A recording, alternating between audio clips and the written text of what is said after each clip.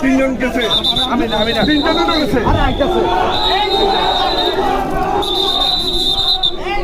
সাথে গাড়ি সাথে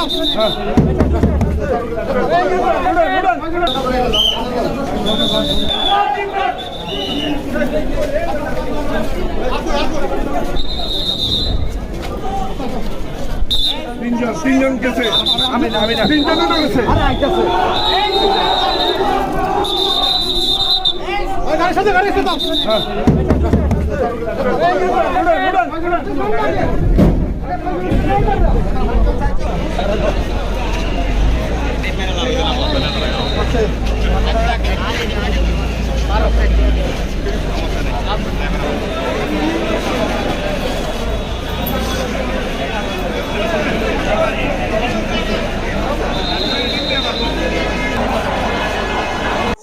মামলা অনারেবল হাইকোর্ট থেকে 26 জন আইনজীবী আজকে ওনারা 8 সপ্তাহ বেল নিয়ে আসছিলেন। আজকে বেলের মেয়াদ শেষ। লাগের কোর্ট শুনানি অন্তে 8 জনের জামিন 6 জনের জামিন নামঞ্জুর করছে। 2 জন আজকে আর হাজির হয় নাই, বাকি 4 জন হাজির হয়েছেন।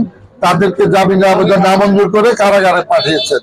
আর যাদের বিরুদ্ধে এলিগেশন সরাসরি নাই তাদের জামিনের আবেদন চার্জশিট পর্যন্ত মঞ্জুর করছেন, অস্থায়ী জামিন।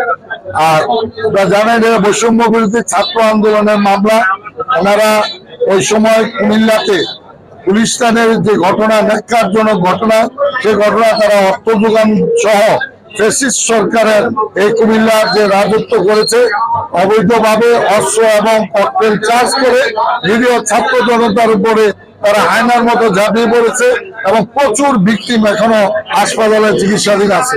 আমরা কোর্টের কাছে এগুলি তুলে ধরেছি। কোর্ট আমাদের বক্তব্য সন্তুষ্ট হয়ে তাদের 6 জনের জামিনের আবেদন নামঞ্জুর করে জেল আদালতে পাঠানোর নির্দেশ দিয়েছে। ধন্যবাদ।